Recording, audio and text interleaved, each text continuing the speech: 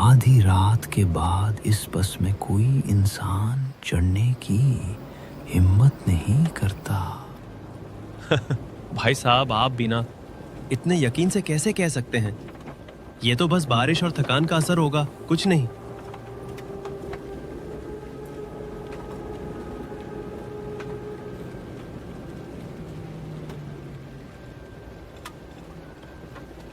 तुम्हें लगता है मैं झूठ बोल रहा हूँ?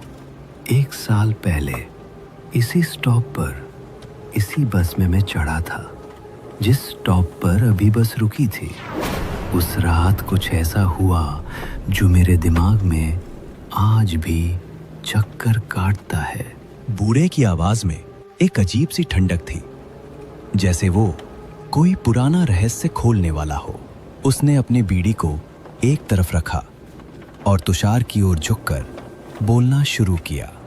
उस रात बारिश वैसी ही थी जैसी आज है, बस खाली थी सिवाय मेरे। मैं खिड़की के पास बैठा था जब अचानक मुझे लगा कि कोई मुझे देख रहा है। मैंने पलट कर देखा तो एक आदमी सामने की सीट पर बैठा था। उसका चेहरा अजीब था, उसकी आंखें खाली थी जैसे उनमें जिंदगी ना हो। वो चुपचाप मुझे घूर रहा था।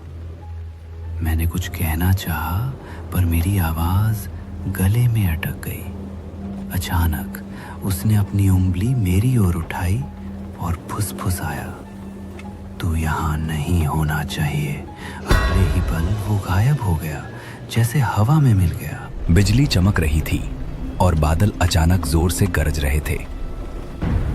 बस पकड़ने से पहले पूरी बस खाली थी। आखिरी सीटों पर सिर्फ तुषार ही था।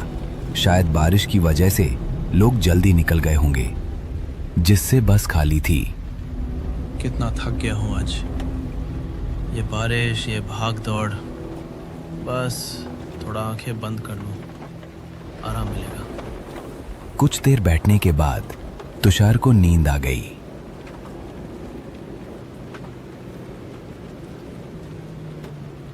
ठीक 2 मिनट बाद उसकी आंख खुली तो उसने देखा कि बस लोगों से खचाखच भरी थी। अरे ये क्या, अभी तो बस खाली थी, इतने लोग कहाँ से आ गए? एक स्टॉप पर इतने सारे लोग अचानक कहां से चढ़ गए?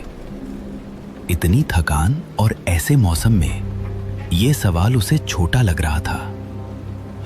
छोड़ यार, ज्यादा मत सोच।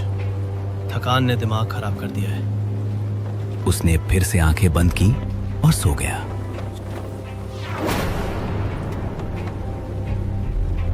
सफर के दौरान जब उसकी आंख दोबारा खुली तो बस फिर से पूरी तरह खाली थी। ये क्या हो रहा है? अभी तो बस भरी थी, कोई स्टॉप भी नहीं आया, फिर ये लोग कहाँ गायब हो गए? कुछ समझ नहीं आ रहा। बीच में कोई स्टॉप भी नहीं आया था तो वो भीड़ कहाँ गई? इसी सोच में डूबा हुआ तुषार को अचानक बीड़ी की तीखी महक महसूस हुई। एक धुएं का गुबार उसकी आंखों के सामने तैर रहा था, जैसे कोई रहस्य हवा में घुल रहा हो। उसने नजर घुमाई तो देखा उसके बाजू वाली सीट पर एक बूढ़ा आदमी बीड़ी पी रहा था। उसका चेहरा झुर्रियों से भरा था और उसकी आंखें ऐसी थीं मानो रात के सन्नाटे को चीर रही हों। अरे अभी तो ये बस लोगों से भरी थी, अचानक सब कहाँ गायब हो गए? ये कैसे हो सकता है? 30 साल बेटा, 30 साल से मैं हर रात इसी बस में सफर करता हूँ। आधी रात के बाद इस बस में कोई इंसान चढ़ने की हिम्मत नहीं करता।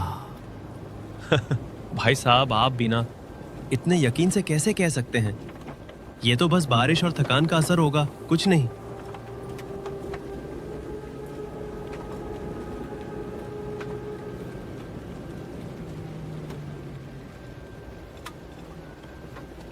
तो बस के दरवाजे की ओर से एक आवाज आई, मैं यहाँ हूँ, दरवाजे के पास।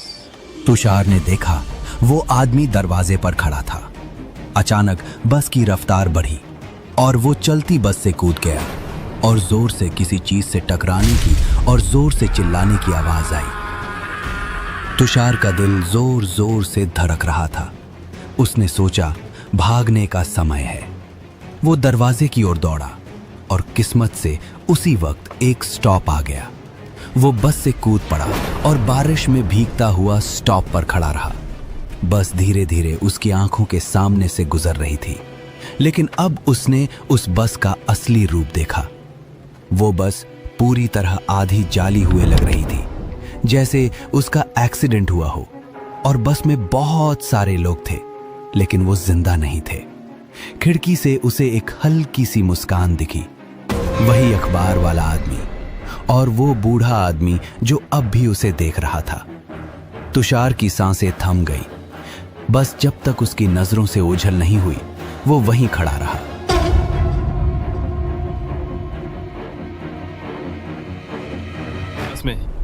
तभी तुषार की नजर सामने की सीट पर पड़ी। वहां एक आदमी बैठा था, अखबार पढ़ रहा था। रात के 1 बजे इस सुनसान बस में कोई अखबार पढ़ रहा था। उसका चेहरा अखबार के पीछे छिपा था और वो इतने ध्यान से पढ़ रहा था जैसे दुनिया की सारी खबरें उसी में समाई हों। तुषार की सांसें तेज हो गईं। भाई साहब, आप कौन हैं? इतनी रात को अखबार? उस आदमी ने कोई जवाब नहीं दिया। तुषार ने खिड़की के बाहर देखने की कोशिश की, लेकिन बारिश की बूंदें और बिजली की चमक ने उसे और बेचैन कर दिया। उसने फिर से उस आदमी की ओर देखा और तभी उसने अखबार नीचे करना शुरू किया। जैसे ही अखबार नीचे हुआ, तुषार ने उसका चेहरा देखा, खून से लथपथ, सिर का एक हिस्सा कुचला हुआ, जैसे किसी ने उसे बेरहमी से मारने की कोशिश की हो।